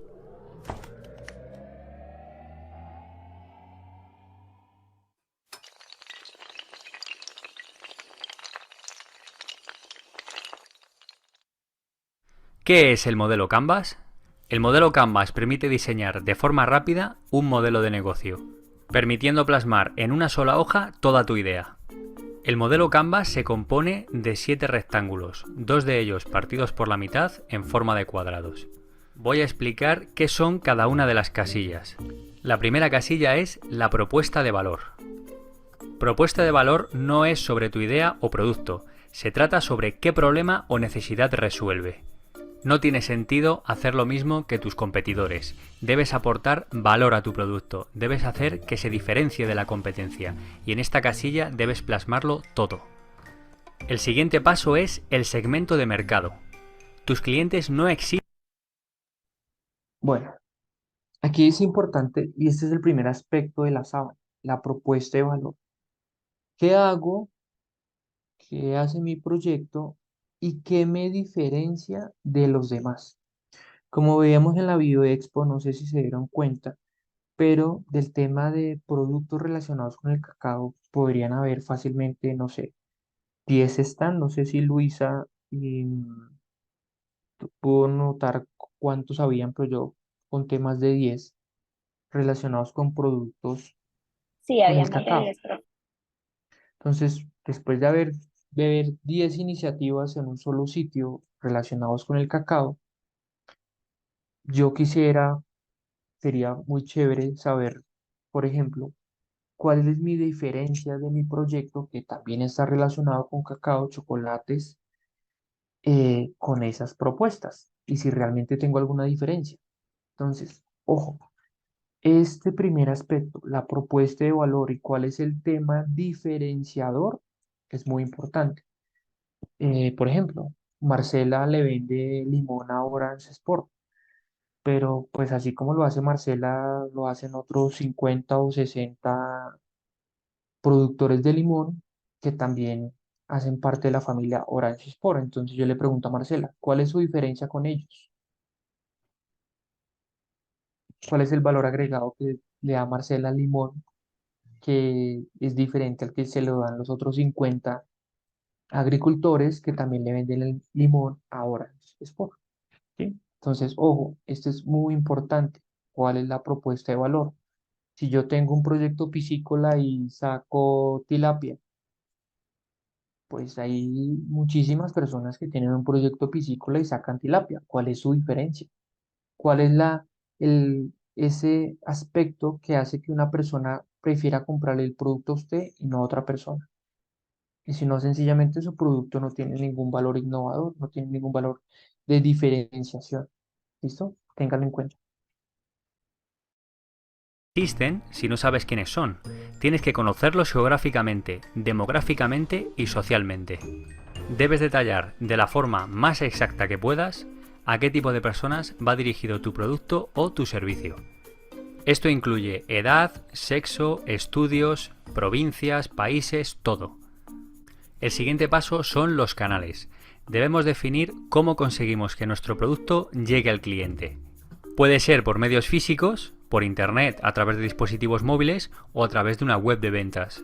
Debemos reflejar todos y cada uno de los canales por los cuales vamos a contactar con nuestros clientes. El siguiente paso es la relación con nuestros clientes. Debemos tener claro cómo conseguiremos atraer a nuevos clientes, mantenerlos y hacerlos crecer. Aquí debemos escribir cuáles serán nuestras tácticas. De este punto nos vamos a modelo de ingresos. ¿Cómo hacemos para monetizar nuestro producto o nuestro servicio? ¿Qué valor ofrecemos a los clientes para que ellos paguen por él? Debemos especificar también los sistemas de pago que podemos aceptar para nuestro producto o nuestro servicio. Debemos especificar si es tarjeta, efectivo, contrarreembolso, etc. El siguiente. Bueno, aquí en este aspecto de las fuentes de ingreso, por lo general las personas, lo único que se tienen a detallar, que es lo menos importante, es cómo van a recibir el dinero. Es decir, lo único que las personas, por lo general los estudiantes se tienen a pensar es, ¿cómo voy a recibir el dinero que pagan mis clientes por los productos o los servicios? Entonces colocan acá el logo de Nequi, colocan acá el logo de DaviPlata, colocan el logo de una tarjeta de crédito y pues mira que lo que nos acaban de decir que eso no es lo más importante, ¿sí? Entonces, ojo, En fuentes de ingreso, lo más importante no es cómo recibo el dinero, no, es cómo es que realmente son esas fuentes de ingreso. Tengo que sentarme a pensar eso realmente. ¿Cómo me llega el dinero? Si es en efectivo, por Nequi, por transferencia bancaria. Eso es lo de menos, eso es lo menos relevante. Tengo que realmente pensar las fuentes de ingreso reales de mi proyecto. Este punto son los recursos clave. Aquí debemos preguntarnos cuáles son los elementos más importantes que necesitamos para que nuestro modelo de negocio funcione. Esto incluye elementos financieros, elementos físicos, elementos intelectuales e incluso humanos. La siguiente casilla corresponde a la de actividades clave. Debemos identificar qué cosas más importantes ofrece nuestra compañía para hacer que el modelo de negocio funcione.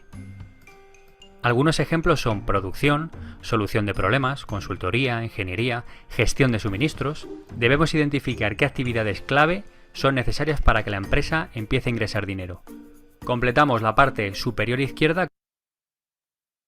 Aquí otra observación. Importante que las actividades clave, como nos indican, estén relacionadas con la propuesta de valor. Si yo aquí propongo algo con un toque diferenciador, ese toque también se tiene que ver en las actividades clave. ¿Qué actividades tengo que desarrollar dentro de mi proyecto para lograr desarrollar un producto con ese alcance diferenciador?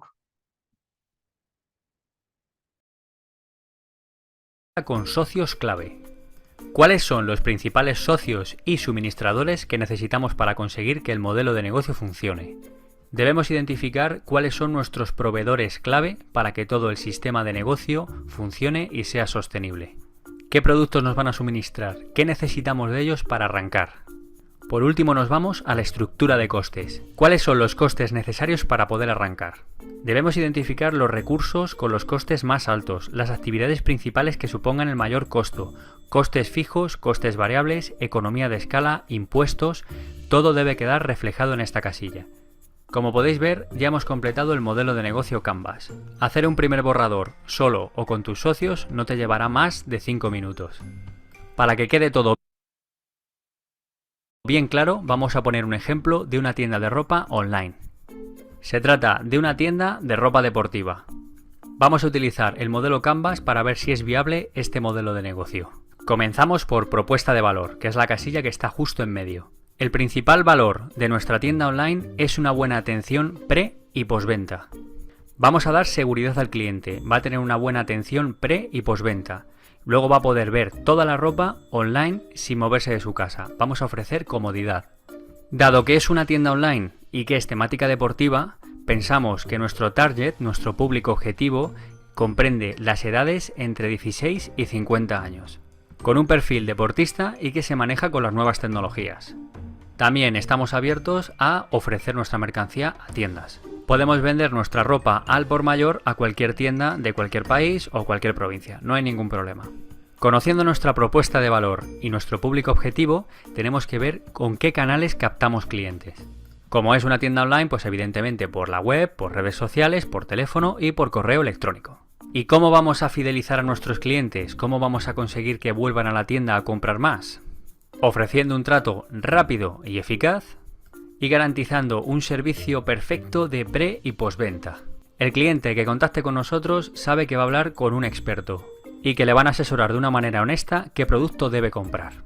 Una vez completada toda la parte superior derecha, vamos a la fuente de ingresos para completar la parte derecha entera. Al ser una tienda online, podemos ofrecer la ropa a un precio más económico. Y dado nuestro perfil de cliente, podemos cobrar por PayPal, tarjeta o transferencia bancaria. Comenzamos la parte izquierda con la casilla de recursos clave. Esta casilla es muy importante y podemos diferenciar 4 áreas. La primera es que necesitamos un profesional y ese profesional pues es el encargado del mantenimiento de la web, es el encargado de resolver los problemas técnicos y de actualizar los productos. El personal encargado podemos ser o nosotros mismos o pagar a una persona externa para que lo haga. El siguiente punto es la infraestructura. Para poder ofrecer la ropa más barata debemos hacer compras con mucho volumen y necesitamos un almacén. También necesitamos el canal de venta, que en este caso pues es la web. Así que debemos especificarlo, web y local. Otra parte vital es el capital que vamos a aportar. Sin ese dinero no podemos tener stock, pues en este caso son las aportaciones de los socios o si la montas en solitario, pues tu aportación inicial. Y luego está la parte tecnológica, que al ser una tienda online, si no estuvieran estos elementos no funcionaría nada. Pues está el dominio, el hosting, el wifi, todo. ¿Y cuál va a ser nuestra actividad clave? ¿En qué se basa todo este negocio? Pues muy sencillo. Vamos a jugar el papel de intermediario entre los mayoristas y el consumidor final. Hablando en plata, vamos a comprar barato para luego vender caro. Y la siguiente actividad clave para que el negocio sea sostenible es que vamos a poner en contacto al cliente con nuestros productos a través de la página web, como ya hemos especificado. Resumiendo, las dos actividades clave son comprar al mayorista, almacenarlo y del almacén vendérselo al cliente. Estas son nuestras actividades clave. Y para que todo esto sea posible necesitamos unos buenos socios. En este caso, nuestros mejores socios van a ser nuestros proveedores de ropa. Debemos hacer una selección de marcas de ropa que sabemos que van a encajar en el mercado. Esto incluye pues a los pesos pesados de la ropa deportiva, Nike, Adidas, Puma y Reebok. Y para completar la parte izquierda y todo el lienzo Canvas nos vamos a la estructura de costes. Aquí debemos pensar en qué se nos va el dinero para que todos los engranajes de la empresa funcionen. Como ya hemos dicho que nuestro punto fuerte es la parte tecnológica al ser una tienda online, pues debemos pagar al diseñador web, al programador web, debemos pagar el dominio y el hosting. También debemos tener presente el pedido mínimo a los proveedores para que toda la ropa deportiva salga rentable y podamos ofrecer un precio competitivo.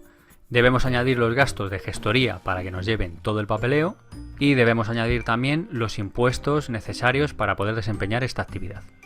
Bueno, pues como veis ya tenemos nuestro modelo Canvas completado. Hemos empezado por propuesta de valor, hemos seguido por segmento de clientes, hemos hecho la parte de canales de distribución, relación con los clientes, fuente de ingresos, hemos seguido por recursos clave, luego hemos seguido por actividades clave, luego socios clave y por último la estructura de costes.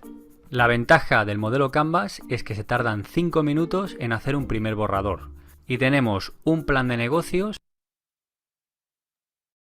Dale, listo. Entonces, bueno, comentarios adicionales. Como se dan cuenta en este ejemplo, la cantidad de texto que se coloca en cada una de las casillas es muy, muy poco. La idea es, si una persona tiene muy claro su proyecto, cuál es el alcance, cuál es el objetivo, la visión, cómo quiere llegar, hasta dónde va a llegar, pues en muy pocas palabras es capaz de presentar la información. Deben presentar una única hoja, como la que están viendo. Segundo, la presentación de cada una de las casillas tiene un orden, y ese orden, pues aquí está denotado, ¿sí? Del 1 al 9, ¿sí? La presentación desordenada de la información durante el video lo que demuestra, pues, es que no se hizo adecuadamente, juiciosamente, pues, este modelo. Tercero, se recomienda que se puedan colocar imágenes alusivas a la información. Aquí él pues escribió las marcas de la ropa, Nike, Adidas, Puma, Reebok. En determinado momento pudo haber colocado simplemente los logos y haber indicado que eran los socios clave, ¿sí? Pero démonos cuenta de algo y los invito a que después vuelvan a ver el video con calma. Y es que a medida que lo va construyendo, lo va explicando. Y en esa explicación utiliza información adicional que no está plasmada en el modelo. ¿Con qué propósito no es plasmada? Con el propósito de no saturarlo. Pero es aquí donde es importante el tema del video de presentación que ustedes van a hacer, que es la segunda parte. Y es que no pueden sencillamente pretender que en una sábana, que es básicamente una hoja carta, vayan a colocar toda la información del proyecto porque lo van a saturar. Entonces, en la presentación, en el video que van a grabar, donde le van a mostrar su sábana a un tercero, intenten no leer la sábana, sino explicarla, ¿sí? No hacer lectura, no les estoy diciendo que hagan un video en donde lean la sábana Canvas, sino por el contrario hagan una exposición a un tercero de la sábana Canvas, ¿listo? Esa es la diferencia.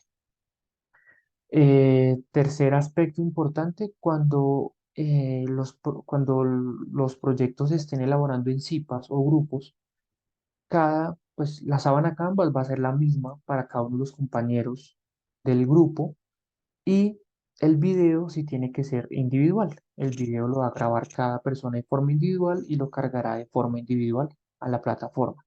Recomendación, ¿cómo cargar el video a la plataforma? Sencillo, lo guardan en YouTube, crean una cuenta, lo guardan en YouTube si ya no la tienen y me colocan el enlace para ir directamente a YouTube.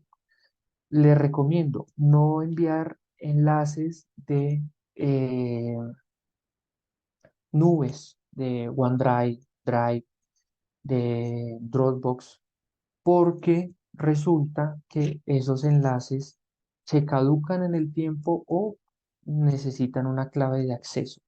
Si yo al momento en que intente ver el video no lo puedo ver, pues sencillamente, pues ya de los dos aspectos que son el trabajo, va a tener la mitad en cero. ¿Listo? Segundo, intenten revisar que el video se pueda ver, que la sábana que estén cargando se pueden ver. Me han presentado trabajos donde están incompletos, donde solo se ve una parte del trabajo, no se ven completos o el video no carga y luego me dicen, profe, es que tuve un problema de internet, tuve X o Y situación, lo siento, tienen, ya ahorita vamos a ver el tiempo, tienen más o menos 2 semanas para hacer este trabajo, tienen todo el tiempo disponible para hacerlo con calma, para verificar qué es lo que están subiendo, qué es lo que están entregando. ¿Listo? Profe, ¿los cuadros deben ser ordenados? Sí, los cuadros Más deben es ser que se tardan ordenados. 5 minutos en hacer un primer borrador. Listo, vamos a dejar hasta acá el video. ¿Tienen alguna pregunta, alguna duda adicional? El espacio se abre hoy, 21 de octubre, la fecha ordinaria 31 de octubre y la fecha extraordinaria 3 de noviembre. Nos quedan 8 minutos de clase. ¿Alguien tiene alguna pregunta, alguna duda que quiere que resolvamos?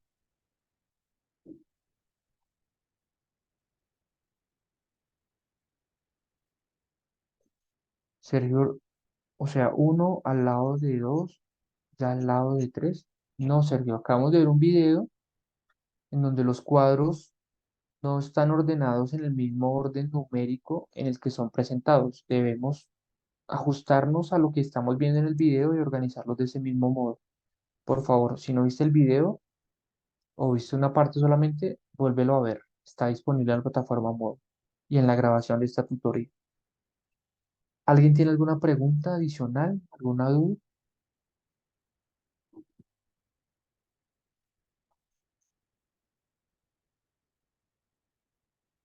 Bueno, si no hay preguntas, entenderé que todo es absolutamente claro. Les agradezco por su asistencia. Sergio. ¿Para cuándo es lo de negocios verdes? Esa es la unidad número 3 y para las personas que llegaron tarde, eh, no se alcanzaron a dar cuenta que al inicio de la clase dije que en la mañana iba a explicar la unidad número 4 y en la tarde iba a explicar la unidad número 3. ¿Listo?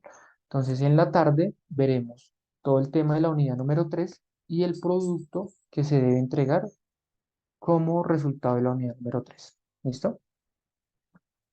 Bueno, si no hay más preguntas, muchísimas gracias por su participación. Que tengan un- una buena mañana y nos vemos en la tardecita. Gracias.